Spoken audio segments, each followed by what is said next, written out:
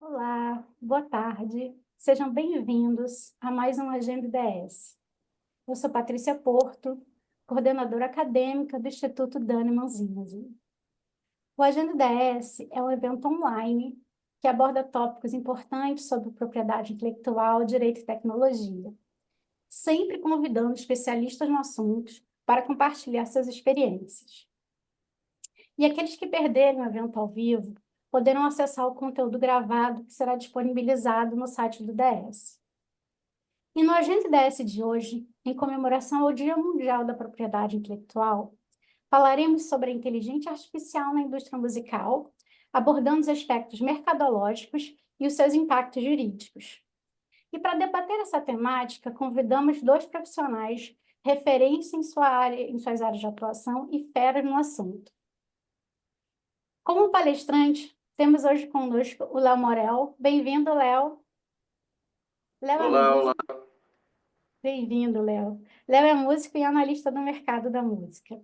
Atua como A&R Manager na distribuidora digital Tratório.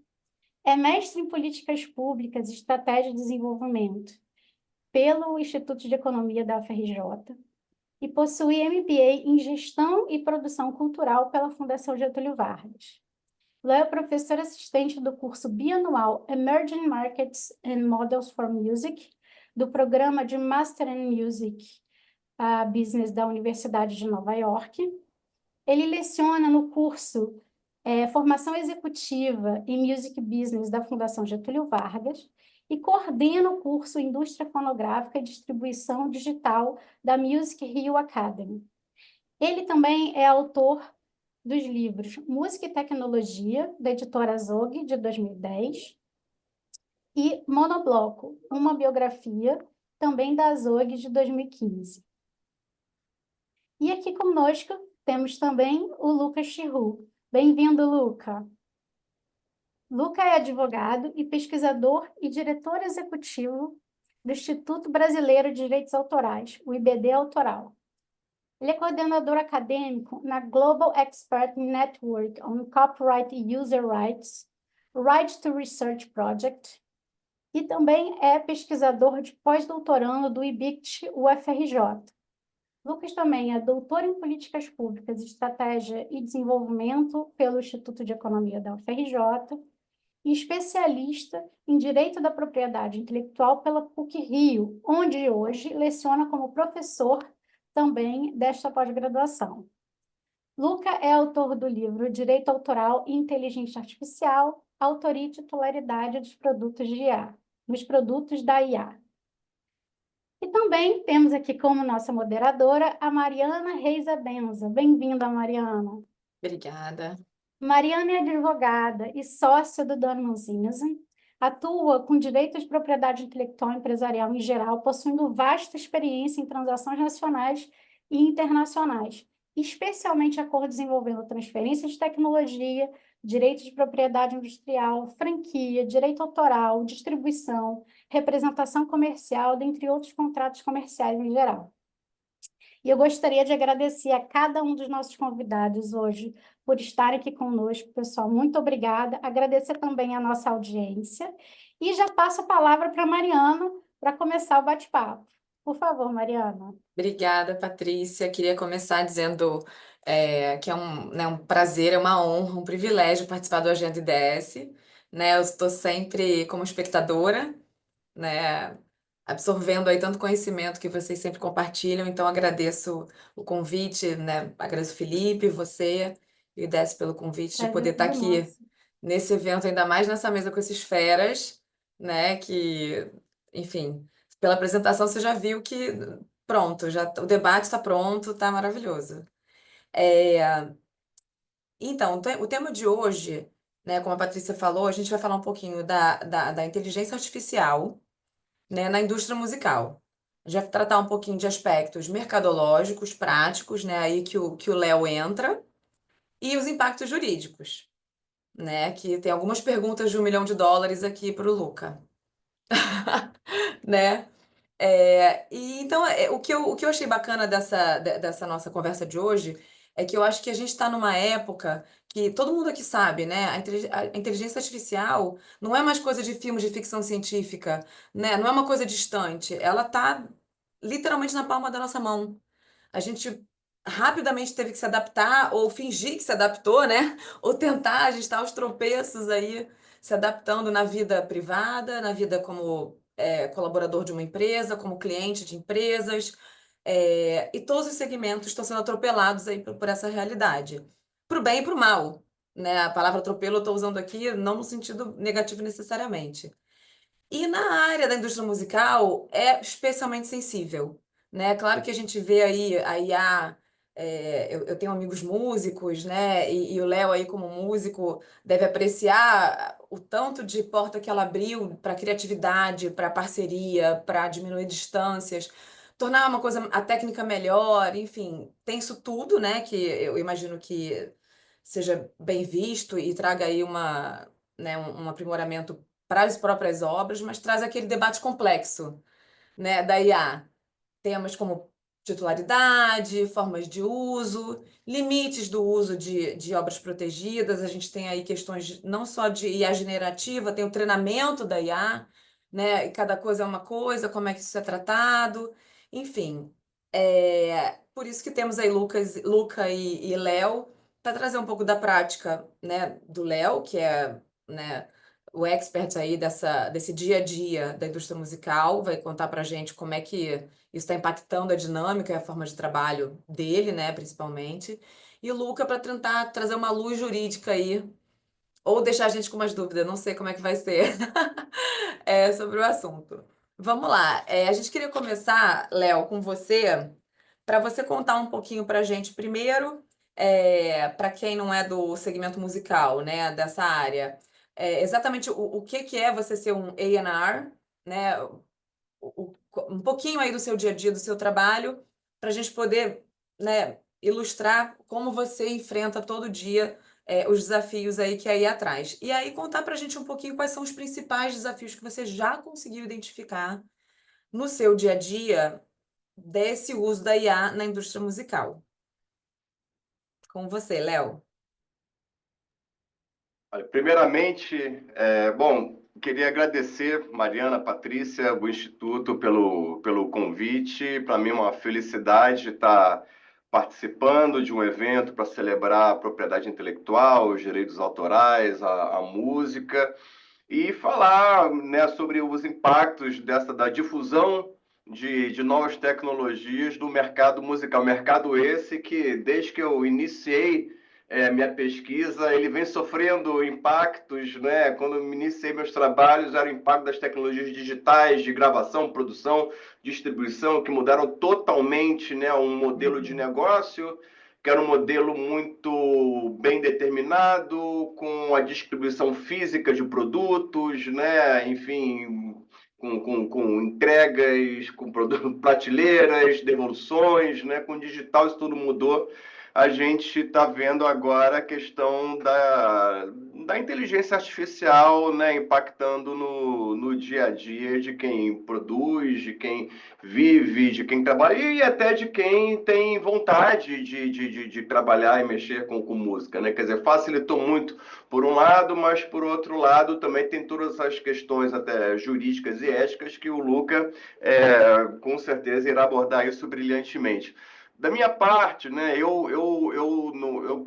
essa é a minha vertente mercadológica, né, de trabalhar diariamente com a distribuição digital de música, né, eu trabalho na Trattori, uma distribuidora 100% digital, 100% brasileira e digital, que trabalha basicamente enviando as músicas, os fonogramas às lojas digitais e fazendo a gestão dos direitos, né, das receitas geradas, etc. O A&R, que é uma abreviação de Artist and Repertoire, é um profissional que, por mais que a indústria fonográfica tenha passado por inúmeras modificações, esse profissional, essa posição profissional, ela existe desde os primórdios da indústria fonográfica, está presente até hoje, porque a indústria mudou muito, mas esse profissional, ele está presente até em diversos segmentos, seja numa distribuidora, que é o meu caso, numa gravadora, numa editora musical. O trabalho do A&R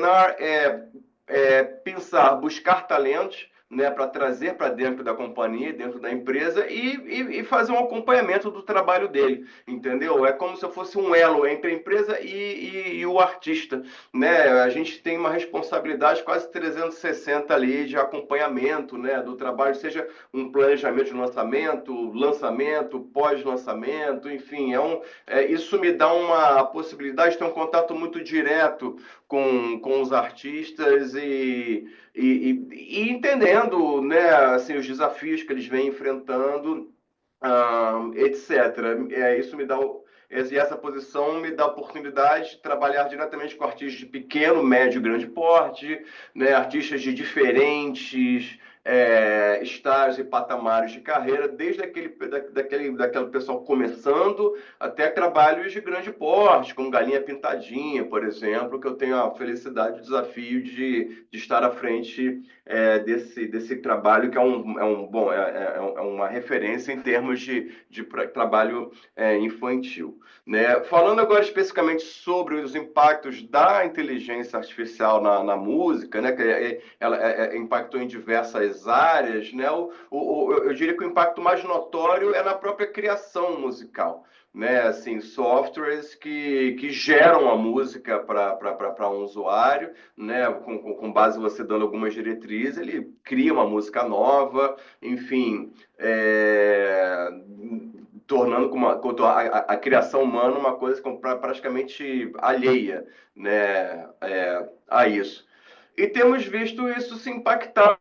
Por exemplo, na área das trilhas sonoras, né? Tenho amigos meus que trabalham diretamente criando trilhas, né? E eles têm me falado, olha, meu trabalho, a demanda caiu enormemente, porque os meus clientes que me encomendavam as trilhas viram que agora é muito mais simples você gerar ali, você bota que era uma trilha assim, assim, assim, e sai uma coisa de graça. Entendeu? Quer dizer, a gente tem percebido isso, né, em conversas, né, com pessoas do ramo, né, os músicos também, obviamente, tem aquele receio, cara, vou perder meu emprego, etc., sabe, a máquina vai me substituir, aquele dilema de sempre do receio da máquina substituir o trabalho humano, né, e quando o uso da tecnologia está para o bem, eu acho que é super válido, né? Assim, às vezes você pode usar uma ferramenta dessa para ajudar a aprimorar uma letra de uma música, ajudar a conferir se a harmonia daquela música está correta ou não, ou até pedir sugestões de arranjo. Isso eu acho muito interessante. Porém, quando você busca usar isso para o lado fraudulento, né? E aí realmente isso torna o meu dia a dia muito mais complexo e ficamos vulneráveis por conta de uma falta de uma capacidade de controle por parte de agentes de mercado, de reconhecer, né, o que está sendo fraudulento ou não, né? E falando um termo prático que eu vivi recentemente, foi justamente envolvendo a Galinha Pintadinha, né, cuja marca é da Bromélia, né, a produtora Bromélia, são os donos da Galinha Pintadinha, quem criam, etc. Né, a Galinha Pintadinha distribui seus fonogramas com a Trattori e somente a Bromélia tem a total exclusividade, né, sobre a marca e sobre os fonogramas, né? O uso por terceiros é totalmente proibido, né? E aí, quer dizer, os discos, as músicas, né, são os produtores da Bromélia, criam as músicas, fonogramas, mandam para a Trattori envia as plataformas e faz toda a gestão. Pois bem, uns meses atrás, meu telefone tocou tipo 7h30 da manhã, para me falarem que estavam nas plataformas músicas e discos da Galinha Pintadinha no perfil oficial da Galinha Pintadinha, mas eram músicas fake, eram músicas falsas, piratas, criadas, né, com o intuito de se inserir no canal oficial da Galinha Pintadinha, que vocês podem imaginar que vai tocar muito quando qualquer coisa que entra ali, né? E, pois bem, criaram essas músicas pelo volume, imaginamos que foi via inteligência artificial, e conseguiram inserir no perfil oficial da Galinha, nos perfis, né, no Spotify, Deezer e afins. Como eles conseguiram isso? Utilizando agentes internacionais, um distribuidor na Inglaterra, né? Eles entenderam, se a gente fizer isso pelo Brasil, obviamente eles vão reconhecer. Pô, peraí, Galinha Pintadinha. Se alguém vir para um concorrente da Trattori, o mercado se conhece e fala, peraí, Galinha Pintadinha está vindo por aqui, é melhor checar. Né? Como mandaram através de uma distribuidora inglesa que desconhece quem é a Galinha Pintadinha, a coisa simplesmente foi para o ar, entrou, e para retirar não foi uma tarefa fácil. Primeiro, você tem todos os trâmites burocráticos, que você tem que preencher diversos formulários na Deezer, na Apple, na Amazon, etc., informando aquilo. Né? Por várias, eu tive uma resposta negativa, eu tive que mandar, para vocês terem uma ideia, o print do registro da Galinha Pintadinha no INPI, entendeu? E mesmo assim, recebi algumas devolutivas, não temos informações suficientes para saber se vocês podem ou não, se vocês são exclusivos ou não.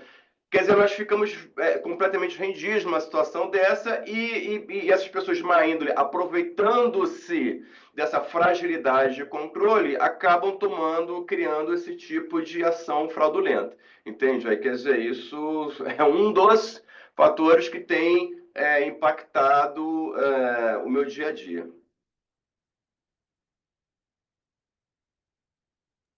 Bacana, Léo. Realmente é um desafio, né? Enquanto foi o que você falou, os agentes do mercado, né? Fica meio uma terra sem lei, né? Você fala que é o dono, mas que é o gestor daqueles direitos, eles não têm. Às vezes é uma máquina de inteligência artificial que analisa os documentos e não tem, né, até como responder, né? E aí eu jogo a peteca para o Luca. E aí, Luca, né, nessa situação aí, esses exemplos que o Léo trouxe para a gente, o que é que você vê aí na sua pesquisa, no seu trabalho, desses impactos que o uso da IA na indústria musical, né, o que que traz de desafio jurídico aí para a gente enfrentar? Perfeito. Obrigado, Mariana. Aproveitar também para agradecer não só a Mariana, mas a Patrícia, a Michele, todo o time do IDS pelo convite. Parabenizar também pelo evento, né? O timing não podia ser melhor, não só pelo dia da propriedade intelectual, mas também por toda essa discussão que a gente está tendo nos últimos anos. Cumprimentar também o Léo, a gente esteve junto semana passada, vai estar junto novamente essa semana, e é sempre bom, em todas as vezes é muito bacana quando a gente está junto, também o pessoal que está aqui contribuindo para a conversa, uma série de colegas da PUC ali no chat, também vi o professor Sérgio Branco, com quem eu aprendi muito. Eu comecei a tese nesse tema em 2016, e desde então, sempre que eu vi o Sérgio, eu enchi ele de perguntas e ele me ajudou demais. Então, só sobre esse tema, são os 9 anos perturbando o professor Sérgio Branco, que me ensinou muito, e sou muito grato, então eu sempre faço essa referência também. E quanto às questões jurídicas, né, que a gente pode ter, nesse caso que o Léo compartilhou, e de maneira geral, né, quando a gente fala, por exemplo, de músicas, sejam letras ou arranjos musicais gerados por inteligência artificial generativa, a gente tem uma série de perguntas que elas podem se desenrolar a depender do estágio que a gente está falando da conversa. Então, o que eu quero dizer, né? Para esses sistemas, como, por exemplo, Suno, o Udio, ChatGPT, por exemplo, gerarem o que eles geram, ou seja, músicas ou textos ou imagens, eles têm que ser treinados com materiais daquela mesma natureza, né? E a gente sabe que esses materiais, comumente, quando criados por humanos, são protegidos por direitos autorais. Então, a primeira grande pergunta é: posso usar esses materiais, posso reproduzir obras musicais e fonogramas, por exemplo, para treinar esses sistemas? Essa é a primeira grande pergunta. E, claro, ela se desdobra em várias outras perguntas menores, como, por exemplo, a resposta vai se aplicar da mesma maneira se a gente estiver falando de uma finalidade para fins de pesquisa, ou para fins educacionais, ou para fins de preservação, E se a gente estiver falando, por outro lado, de uma grande empresa de tecnologia que usa para fins comerciais, teria então que ter um tratamento distinto nesse caso? Uma outra pergunta, né, que está ali relacionada é a respeito da transparência. A gente vê hoje um clamor muito grande para que os desenvolvedores dessas tecnologias divulguem quais são as obras ou de onde saíram os conteúdos que foram utilizados para treinar esses sistemas, né? Isso é importante até mesmo por conta do terceiro ponto que está nessa primeira etapa, a etapa do treinamento, que é a possibilidade, por exemplo, de autores ou titulares, principalmente nessas situações em que o uso é comercial, em que o uso tem esse potencial substitutivo, a possibilidade deles falarem, olha, não quero que a minha obra seja utilizada, o que a gente chama de opt-out, ou reserva de direitos, né? Então, inclusive, a reserva de direitos e a transparência, essas obrigações, elas andam de mão dadas.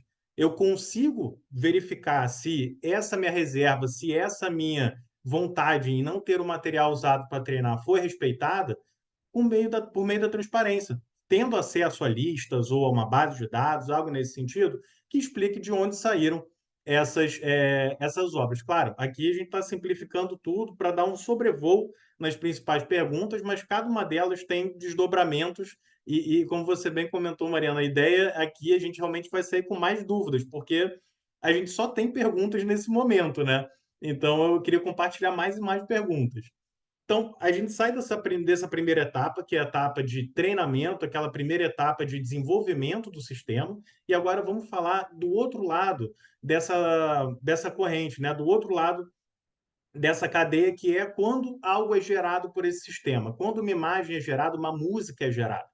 Então, algumas outras perguntas são feitas quando a gente pensa nos desdobramentos jurídicos. A primeira delas é também uma necessidade de transparência, só que no produto final, para falar, olha, isso foi gerado ou manipulado por uma inteligência artificial, até como uma forma de evitar, como o Léo falou, deepfakes ou algum tipo de produto que possa vir ali a enganar quanto à sua origem, quanto à sua titularidade.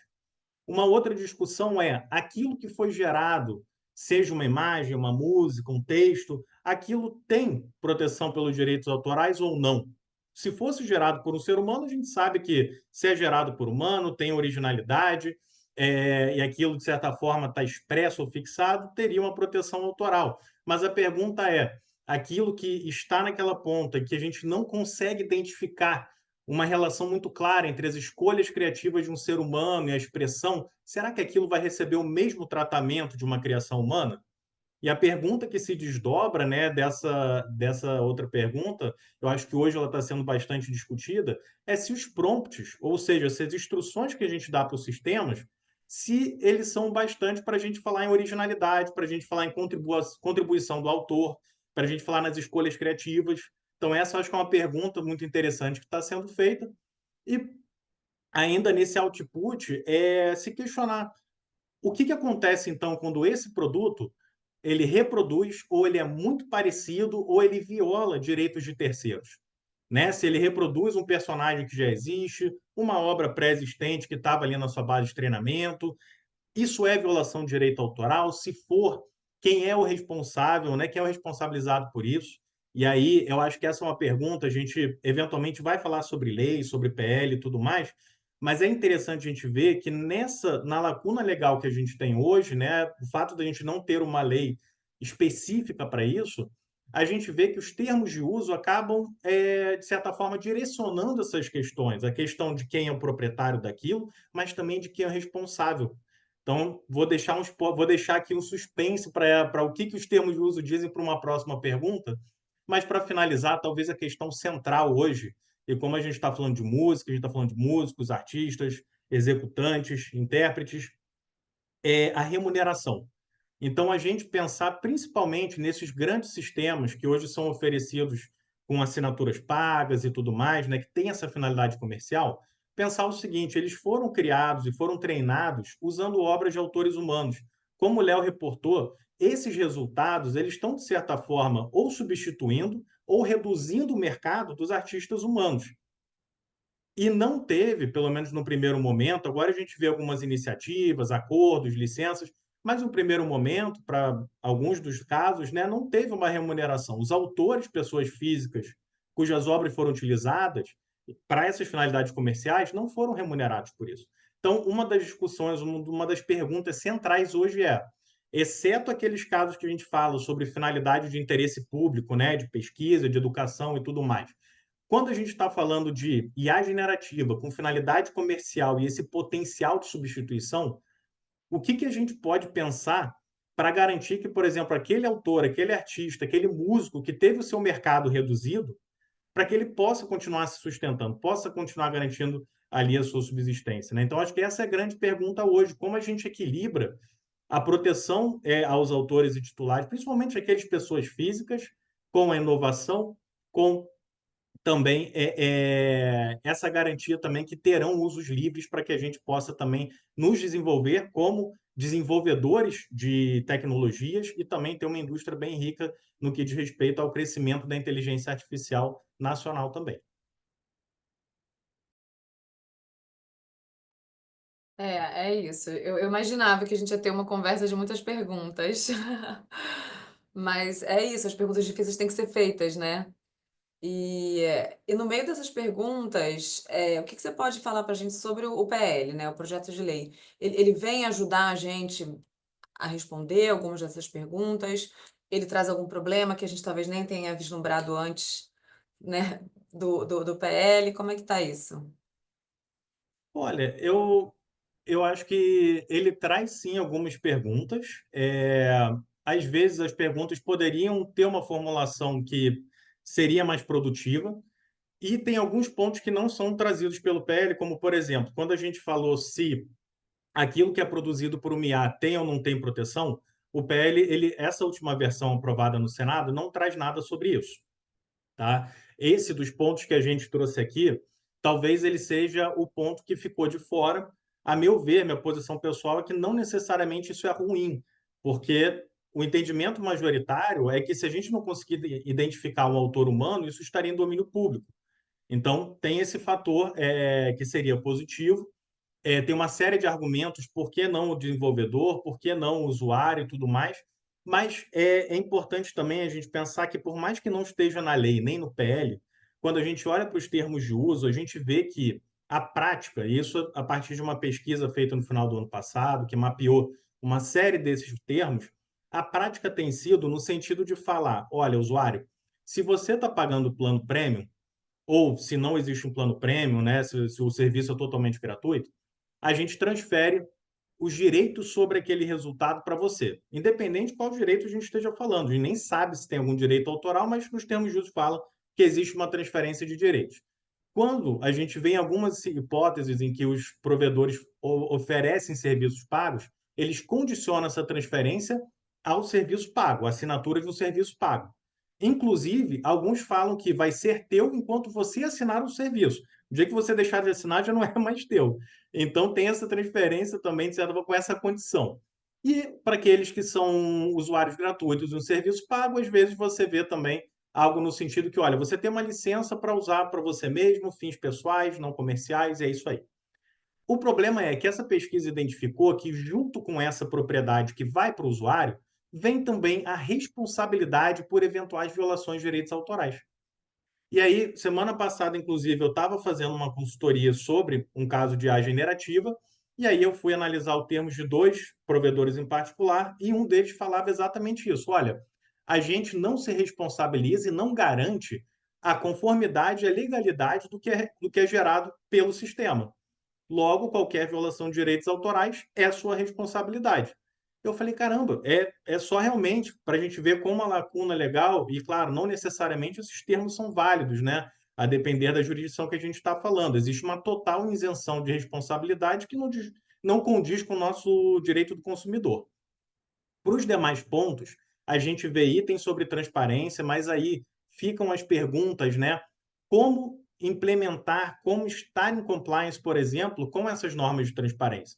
Existe uma discussão muito grande hoje, e está sendo discutida também no Código de Práticas da União Europeia, se é o bastante, por exemplo, citar apenas as maiores bases de dados, as mais importantes, que contribuíram para o treinamento, se eu devo citar todas as bases de dados, E antes da gente ter essa discussão, tinha até um receio de ter que citar todas as obras que foram utilizadas. Essa última opção, apesar de certa forma trazer algumas soluções para a questão dos direitos morais e tudo mais, ela tem um problema muito grande inerente ao próprio direito autoral. A gente sabe que muito do que está na internet e que pode ter sido utilizado, pode ter sido raspado e utilizado para treinar esses sistemas, não tem informação sobre quem é o dono ou sobre quem é o autor. Então, é um problema, né, inerente aos próprios direitos autorais. Então, a discussão hoje é mais temos que citar todas as bases e sites que foram utilizados ou só as maiores, as que representam X% das bases que foram utilizadas no treinamento. No Brasil, a gente fala só sobre uma transparência, obrigação dessa transparência sobre o que foi utilizado. Também tem essa obrigação, por exemplo, cria-se, né, de certa forma, ali um novo direito a você autorizar ou proibir o uso das obras no treinamento desses sistemas, o que tem desdobramentos jurídicos, né, bem interessantes, porque se a gente cria uma nova modalidade de utilização, uma série de contratos entre autores e titulares, eles não vão compreender a autorização para, por exemplo, licenciar isso para o treinamento de IA. Eles vão ter que ser revistos, o que é bom para os autores ali no sentido de dar a eles um pouco de poder de negociação para receber as receitas que vão vir daí. Um outro ponto muito importante é a mineração de textos e dados, que não é a mesma coisa que treinamento de sistemas de IA, mas que é uma etapa importante desse treinamento. E aí toda aquela discussão, né, sobre o uso de obras protegidas viola ou não, demanda autorização ou não. Essa discussão ela entra ali nessa limitação porque ela fala que não é devido a uma remuneração e não demanda autorização quando esse uso ele for por algumas organizações, por exemplo, de pesquisa, educativas, museus, bibliotecas, e se atender uma série de condições, como, por exemplo, não pode ter finalidade comercial, não pode interferir na exploração comercial da obra, de certa forma, ali uma regra de 3 passos embutida, né? E a demanda por um acesso lícito. É um texto interessante, mas também tem oportunidades de melhora, principalmente porque o acesso lícito, se mal interpretado, pode gerar uma interpretação absurda no sentido de que cabe ao pesquisador verificar a licitude daquele material, um por um, e como ele foi disponibilizado na internet. Isso é impossível. Eu não tenho como verificar que isso é uma base de 1 milhão de livros, que cada livro apareceu na internet de uma maneira lícita. Mas tem outras interpretações mais flexíveis, né, que não inviabilizariam a pesquisa como um todo. E a transparência também aparece. A transparência no output ela aparece, mas não no capítulo de direitos autorais, mas sim quando se fala em conteúdos sintéticos. Por fim, e eu prometo parar de tagarelar um pouquinho, a remuneração ela também aparece, mas ela aparece como uma obrigação de remunerar nas hipóteses de não que estão fora da limitação, e ela traz algumas questões, como por exemplo, é possível essa negociação direta, ela traz alguns critérios para o cálculo da remuneração, mas ainda é algo que não só aqui, mas lá fora também está sendo muito discutido. Qual é o melhor modelo de remuneração? Porque só para dar um exemplo, né? A remuneração, se eu for calcular a remuneração de acordo com a contribuição de um livro dentro de uma base de dados de milhões ou bilhões de outros livros, o peso dele, né, dentro dessa base de dados, o valor vai ser muito, muito pequeno. Então, uma remuneração pelo treinamento em pagamento único definitivamente não seria o ideal para satisfazer isso que o Léo comentou, essa diminuição de receita, essa diminuição de oportunidades para esses autores que estão sendo substituídos ou cujo mercado está diminuindo. Então, é interessante chamar atenção também para que não só haja uma remuneração para as pessoas físicas, que a remuneração chegue até elas também, porque o PL não fala de autores e artistas, fala de titulares, que, claro, podem ser autores às vezes, mas o risco é a gente ter grandes titulares negociando com grandes empresas de tecnologia e a gente tem que garantir que o autor também receba. E como isso ser feito? A gente pode pensar tanto dentro do direito autoral, dos mecanismos que já existem, gestão coletiva e por aí vai, ou até mesmo pensar fora da caixa, fora do direito autoral, mas aí eu acho que isso é uma conversa para outro momento. Interessante. E aí, nesse mundo de opções, de variáveis, a gente já tem alguma decisão, algum precedente no Brasil ou no exterior, né? Porque a gente sabe que tem outros países que estão um pouco mais avançados, especificamente em relação ao uso da IA na indústria da música, como é que isso tem sido enfrentado? Então, no Brasil, a gente não tem ainda, que eu saiba, nenhum caso que fale sobre IA generativa e direitos autorais e na música, né? A gente tem um caso que é bem citado do Tribunal de São Paulo que fala sobre eh, o uso da voz, teoricamente, né? O uso da voz de um tradutor teria sido utilizado para treinar um sistema de IA.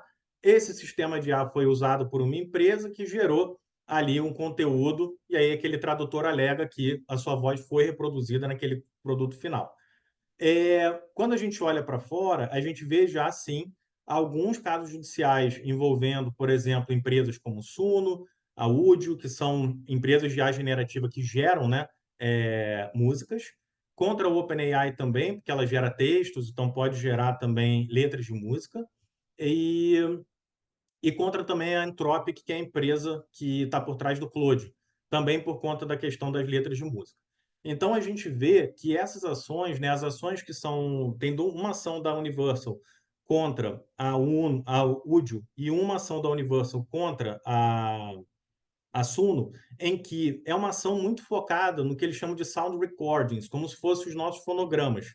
Então, o que é alegado ali, principalmente, é o uso desses fonogramas para treinar os sistemas.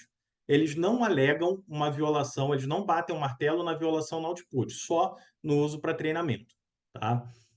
E aí, claro, quando a gente fala de outras ações, como é o caso dessa da Anthropic, a gente vê que, como eles falam já de composições musicais, essa foi uma ação em que, olha, eles levantaram que não só teria havido uma violação no uso de letras e outras composições musicais no treinamento, mas também lá no final, no que foi gerado, teria uma similaridade muito grande com músicas de artistas cujo cuidados estavam sob aquela empresa.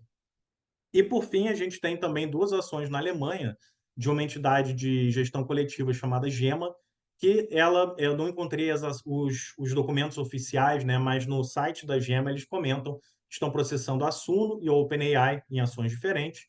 E aí também os argumentos são bem parecidos, né? Seja por conta do uso para o treinamento, uso desautorizado e não remunerado. Inclusive, a GEMA fala no site, né? Olha, a gente quer criar um mercado de licenças para essa finalidade. Então, eles têm interesse em, eventualmente, firmar uma licença. A gente vê que muitas dessas disputas elas estão indo para o lado de uma licença ou nem viram disputas judiciais, já tem uma licença diretamente ali. E como matéria de defesa, como eu disse, eu não tive acesso ali aos documentos oficiais na Alemanha, mas os casos dos Estados Unidos, a matéria de defesa principal ali é o fair use. Então, eles alegam que seria um uso justo, e esse eu acho que é uma das grandes expectativas que a gente tem hoje, que é ver um tribunal norte-americano julgando se é ou não é fair use o uso por essas grandes corporações com finalidade comercial de obras ou fonogramas para treinar os seus sistemas.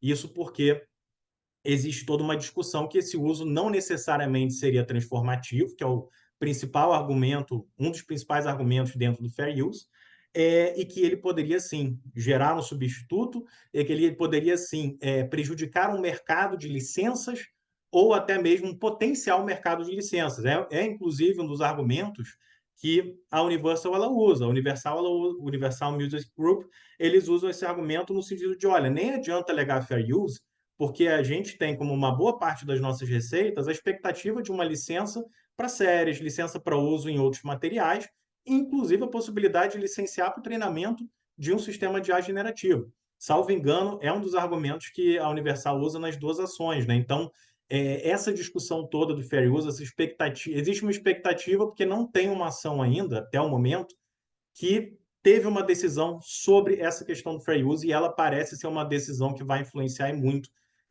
hoje a gente tem um mapa que eu acho que todo mundo já conhece, que eles contam 41 ações judiciais sobre IA, principalmente IA generativa no mundo. Então, acho que está todo mundo acompanhando, esperando sair uma decisão, principalmente essas que falam sobre fair use. Bacana. E agora o Léo. A pergunta para você nesse contexto todo, né, que o Luca está falando para gente e os problemas, os desafios que você vem enfrentando. Você tem visto algum movimento da indústria, né, dos operadores dessa indústria, para tentar contornar, né, esses abusos, esses desafios. O mercado está se movimentando, está se unindo como uma classe, buscando ter alguma, né, opção, talvez não tão jurídica, mas mais mercadológica para lidar com isso? Bem, Mariana, a gente tem visto movimentações, mas o mercado musical, ele é conhecidamente um mercado que a gente não vê essa, que a gente chama de união de classe, mesmo dentro dos próprios artistas, né? Assim, a gente vê que falta às vezes né, uma agir mais assim em prol da classe, né? Mas a gente tem visto algumas movimentações, como por exemplo a Deezer, né? Que é a plataforma de streaming francesa, que recentemente comunicou abertamente que 18% do seu catálogo eles teriam uma tecnologia que identifica, né, a utilização de IA, seria músicas feitas por inteligência artificial. Ah, também falaram que eles recebem cerca de 20 mil músicas por dia, né, em que eles identificam, né, músicas criadas com as ferramentas de inteligência artificial e que essas músicas não estariam fazendo parte do catálogo ali para os usuários comum.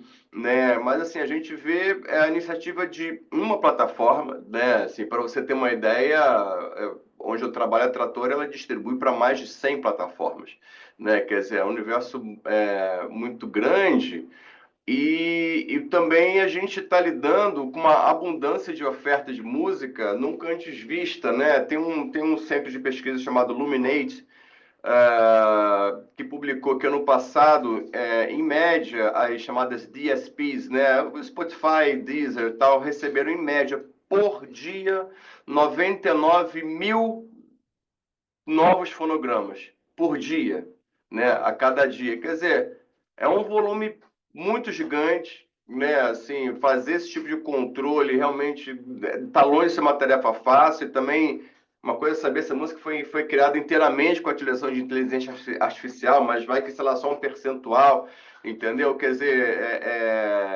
a tecnologia evolui e normalmente todo o sistema legal vai atrás ali tentando, né, equacionar todas as variáveis aí que vão surgindo, né? Mas assim, por exemplo, sobre a questão de, como o caso que eu passei na Galinha Pintadinha, né? De alguém criar um conteúdo falso, alegando ser a Galinha Pintadinha e botar no ar. Algumas plataformas, elas têm o que a gente chama de blocklists, ou seja, somente, pô, artistas X músicas só podem vir através daquele agente de mercado. Por exemplo, sei lá, se eu quiser subir uma música da Lady Gaga, entendeu? O pessoal vai falar, pô, peraí, você não tem o direito disso, entendeu? Assim, algumas plataformas já têm essa listagem, mas outras não. Entendeu? E aí, durante essas questões da Galinha Pintadinha, algumas eu consegui uma coisa muito mais, não só para retirar do ar, mas impedir que futuros, né, cadastros fraudulentos viessem a acontecer. E outros falaram, cara, a gente não tem o que fazer, entendeu? Eu falei, gente, não tem que inventar roda, é criar uma coisa ali que proíba. Olha, isso daqui só pode subir através de terceiros. Entendeu? E aí, quer dizer, com esse volume de músicas novas e com essas facilidades de você criar conteúdo, uma coisa é você criar um conteúdo para você se divertir, etc. Eu fiz uma música ali que eu, enfim, não toco nenhum instrumento, eu tinha vontade de fazer alguma música. Outra coisa é você criar um disco no nome de uma marca conhecida para tentar ganhar dinheiro, né? Quer dizer, eu acho que as plataformas, todos a gente, eles têm uma responsabilidade nisso, não empurrar só para o usuário, né, para quem está subindo a música, dizendo assim, olha, você se responsabiliza por que você está subindo e o problema é seu, entende? Isso é aquela coisa da responsabilidade, né, que o Luca estava falando também. Né, os termos de uso empurram para frente a responsabilidade, né? E, e ainda que você tenha mecanismos também, né, como o titular dos direitos de tentar derrubar, como você falou no caso da Galinha Pintadinha, você mostrou o documento, mostrou o que precisava, e a pessoa, máquina que te respondeu, disse que não era suficiente. né? E você fica de mãos atadas, porque é isso. E aí você vai entrar com uma ação judicial, né? Aí a gente volta para o Luca, não tem decisão ainda, a gente não sabe como isso vai acontecer. E aí nos meses e talvez anos que isso vai ficar em curso, o sujeito está lá recebendo dinheiro no seu portfólio, né? Toda criança que baixar né, a playlist da Galinha Pintadinha, eu, por exemplo, na minha família já ia ter dado milhões, né, de dinheiros para esse sujeito, de tantas vezes que eu escutei a lista da Galinha Pintadinha, né? Então, quer dizer, a gente fica de mãos atadas mesmo nessa parte, enquanto tá, né, a inovação chega e, né, e a parte jurídica vem atrás, né? E aí, voltando aqui um pouco pro nosso Luca. E juridicamente, né, numa situação como o Léo falou, quais mecanismos, o que que você vê que quando a gente se encontra sem mais recurso, né, na prática, comercialmente ali falando com a plataforma, que recursos o titular dos direitos, né, ou o gestor dos direitos, no caso do Léo, pode ter? Olha, eu, eu acho que tem alguns momentos que a gente pode pensar também em alternativas, né? Tem esse momento quando um titular de conteúdo ele identifica ou ele suspeita ali que a sua obra foi utilizada no treinamento, um output saiu reproduzindo ou muito parecido com a obra dele. Tem esse momento que, claro, a gente não tem ainda precedentes nesse sentido, mas nada impede, porque quando a gente olha hoje para a nossa legislação, quando a gente olha para a Lei de Direitos Autorais, a gente vê que alguns dos usos que fazem parte da etapa de treinamento de um sistema de IA, como a reprodução, o armazenamento em bases de dados, eles são usos que estão lá no artigo 29 da lei, são usos exclusivos. Ao mesmo tempo, e isso é muito ruim para a pesquisa em particular, quando a gente olha para as limitações, a gente não consegue identificar alguma limitação que, mesmo interpretada extensivamente, possa permitir o treinamento de um sistema de IA. Isso é ruim para pesquisa e outras práticas de interesse público, mas para o titular ele tem um argumento ao lado dele, que, olha, eu não autorizei a reprodução da minha obra, nem o armazenamento em base de dados, nem eventual compartilhamento e por aí vai, e aconteceu isso. Então ele poderia, similarmente ao que a gente tem lá fora, ele poderia, por exemplo, entrar com uma ação judicial por uma violação em algumas etapas, né? A depender do caso, seja no treinamento, seja ali no uma similaridade ali no produto final. Novamente, isso caso a gente esteja falando de finalidades comerciais, quando a gente esteja falando desse tipo de uso. Outro momento, acho que é o momento anterior, é um momento de precaução, né? No sentido de que medidas preventivas, que medidas eu posso tomar para evitar violar direitos de terceiros. Então, sabendo que a gente tem algumas plataformas em que trazem toda a responsabilidade para o usuário, é importante, no momento ali de usar uma plataforma dessas para gerar algum conteúdo, que se leia os termos de uso, né? Para saber, primeiro, de quem é a responsabilidade daquilo, para saber se a plataforma foi treinada com obras em domínio público ou com material licenciado, principalmente por conta dessa incerteza jurídica que a gente tem hoje, né? Então, para quem quer usar, para quem usa, veja, as plataformas que fazem isso, elas geralmente divulgam, olha, a gente só treina com material em domínio público, só treina com material licenciado, a gente remunera os autores cujas obras foram utilizadas. Tem plataformas, eu vi notícia, né, que inclusive falam, olha, se você for processado por violação de direitos autorais, a gente assume a sua defesa, assume os custos e por aí vai. Então, vê também plataformas não que se isentem de responsabilidade, mas que, de certa forma, deem essa segurança, né? E, claro, também preocupações com questões éticas no que diz respeito a precisa usar inteligência artificial generativa para tudo? A gente sabe que tem uma reação muito negativa do público quando isso é utilizado de uma maneira que tu vê que está substituindo designers, ilustradores e por aí vai. Então, tomar cuidado com esse risco reputacional, tomar cuidado também com questões de transparência. Então, quando você sobe um vídeo no YouTube, por exemplo, já tem uma série de regras sobre se aquele conteúdo é gerado por IA, qual é a tua obrigação de transparência no que diz respeito a esclarecer isso, né?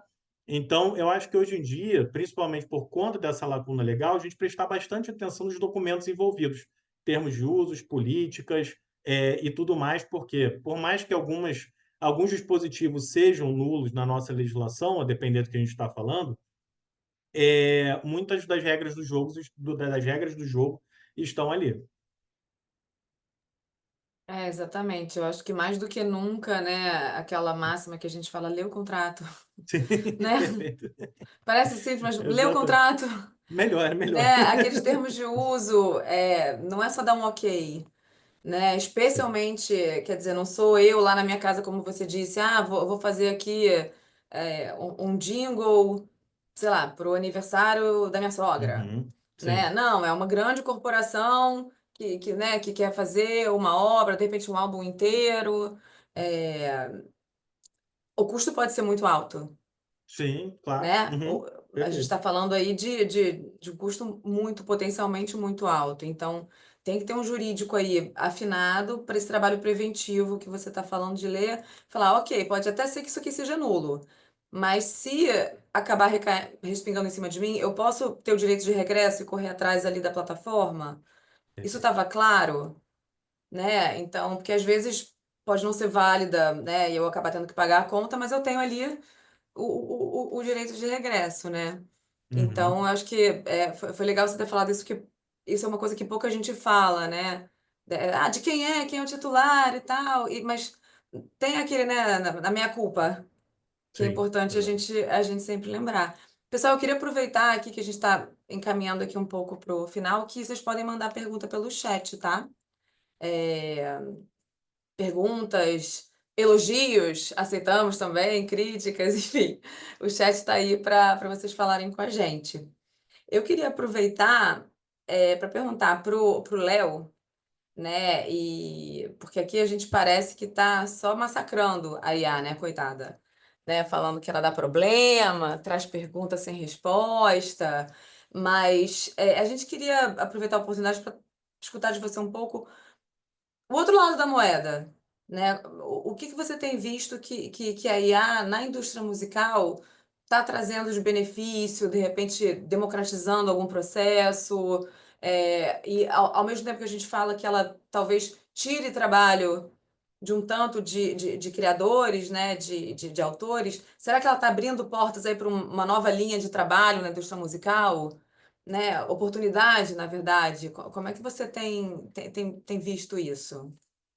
Não, Mariana, também, claro, tem um lado bom, né, disso, né? Sei lá, por exemplo, temos softwares que fazem ajustes na área, na parte da mixagem e masterização, né? Esse é um procedimento que vem após a gravação, né? Uma banda entra num estúdio, os instrumentos são captados, a mixagem é quando, né, os elementos musicais eles são equalizados, né, os volumes, a voz, para combinar com, sei lá, com o contrabaixo, com o teclado, com a bateria, tudo mais, né, no momento da mixagem.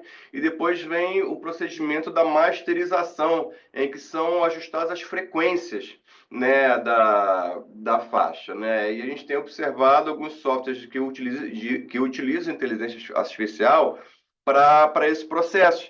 E isso facilita, principalmente às vezes aquele artista iniciante que não tem recursos, entendeu? Assim, para pagar né, um bom técnico de som, né, um bom engenheiro de som para mixar, masterizar, né? O mesmo, por exemplo, imagina, pô, você tem uma letra ali, você não está conseguindo finalizar ela, aí, né, você usa uma inteligência artificial para te ajudar ali também a finalizar a letra, né? Quer dizer, eu acho interessante quando ela vem para dar um polimento, né? Uma opinião pessoal minha, mas quando ela vem para criar tudo 100%, eu já fico na dúvida, entendeu? Mas temos visto vários softwares utilizando essas ferramentas para dar esse polimento, né? Nas músicas, nas letras, tal, o que eu acho bastante interessante.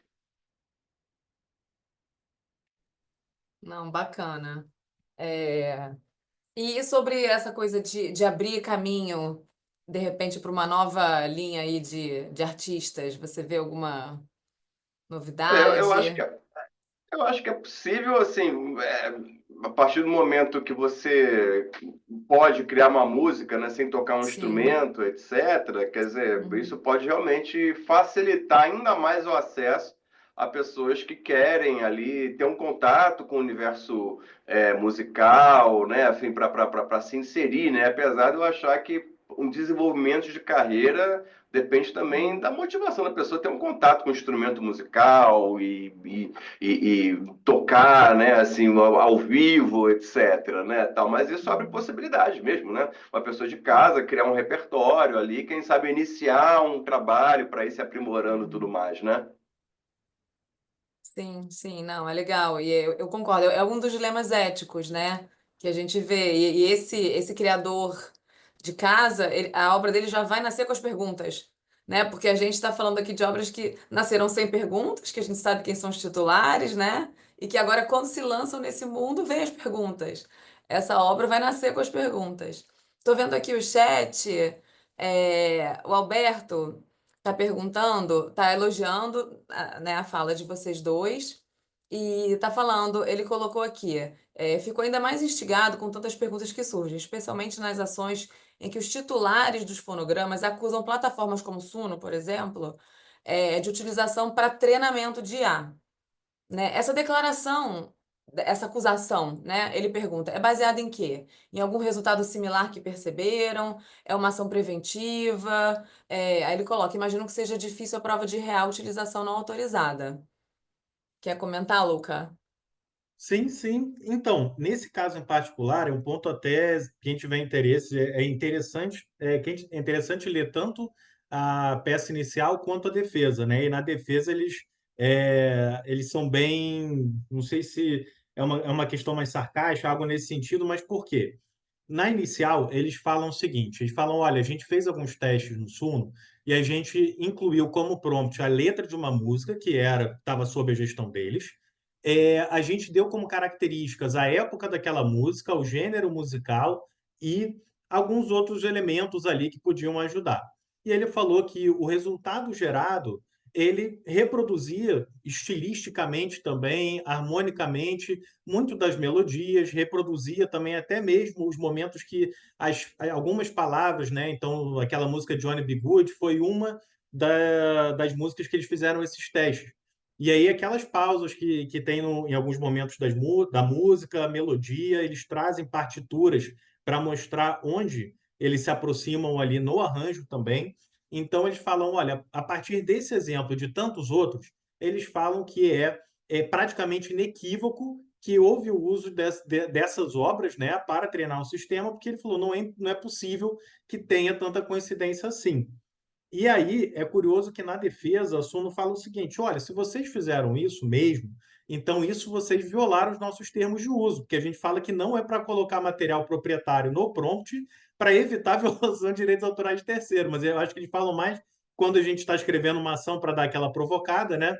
E eles argumentam o seguinte: eles falam, olha, uma coisa é a obra musical, outra coisa é a gravação. A gente tem uma série de outras gravações dessa música e de outras músicas parecidas que podem ter sido utilizadas, não necessariamente a gravação de vocês. Eles até falam, vocês sequer acusam a gente de violação de direitos autorais no output, porque vocês sabem que não há argumentos para isso. E aí vem a questão do fonograma. Eles falam, vocês não podem alegar essa similaridade da parte criativa, original e por aí vai, porque vocês são detentores dos fonogramas, das gravações. Isso fica claro. Eu achei esquisito quando eu li a peça e eu falei, poxa, eles vão então aqui processar pelo treinamento e pelo resultado final. Não, eles fazem todo esse teste, eles demonstram, eles falam que, olha, é praticamente impossível não ter havido isso, a gente demonstra isso aqui, mas eles falam, isso não quer dizer que a gente está falando que foi violação de direito autoral. E no final eles não fazem esse pedido. Então, nesse caso particular dos fonogramas, não tem como pedido ali, não tem como uma das acusações não reprodução do resultado final. E aí tem toda aquela discussão do estilo, dessas aproximações, do fato de ser fonograma e não ser obra. Então, esse caso foi bem interessante. Foram testes que eles fizeram, eles descrevem os testes na inicial. Ah, legal. É porque eu acho que sempre que a gente trabalha com propriedade intelectual e vai para o direito autoral, tem muitas camadas, né? E tem essas subdivisões, essas sutilezas, e no cenário que a gente está vivendo hoje, pode ir para um lado e para o outro, né? Uhum. Então, eu vejo que talvez, como você está contando, muita coisa vai acabar tendo que passar por uma perícia, né? E aí, ó, tá aí talvez, ó, olha aí, Léo, uma linha de carreira nova. Perito judicial para ações de comparar, né, fonogramas ou, enfim, Muito né, bem, partituras da música humana e da música da IA. verdade. Mas, pessoal, por conta do tempo aqui, eu vou encerrar aqui o nosso bate-papo. Foi uma delícia. Acho que a gente podia aqui ficar conversando mais um monte, né? Obrigada pela, né, generosidade aí nos comentários. Obrigado ao pessoal que participou aqui no chat. Eu não consegui, apareceu umas perguntas, mas eu não consegui a tempo de falar. Obrigada mais uma vez, o IDS. Foi um prazer. E eu vou passar para a Patrícia, que ela tem umas coisinhas para falar ainda. Gente, primeiro, obrigada, Mariana, pela moderação, obrigada, Léo, Luca, pela aula que vocês deram, né, para a gente, por ter proporcionado. Quero agradecer à plateia e à audiência, né, nesse que foi um super bate-papo, e incentivar, convidar a plateia para seguir o IDS nas nossas mídias sociais, no nosso site, né, que nós temos muito conteúdo, nós temos textos semanais. Os eventos ficam gravados, então vocês também podem ver os eventos anteriores que nós já tivemos, artigos sobre vários diversos temas de PI, e já dou um spoiler do próximo Agenda DS, que a gente vai pular dessa parte do direito autoral para patente. A gente vai falar sobre licença compulsória, sobre uma perspectiva dos BRICS, né, que está voltando a essa discussão. Vai ser no dia 7 de maio, e a gente vai gerar logo os convites, mas já dando esse spoiler para vocês. E queria agradecer. E com isso a gente encerra. Luca, Léo, muito obrigada. Obrigado a Mariana, vocês. tchau, tchau. Pô, obrigado, gente. Até logo. Obrigada, Tchau, pessoal. Até gente. a próxima.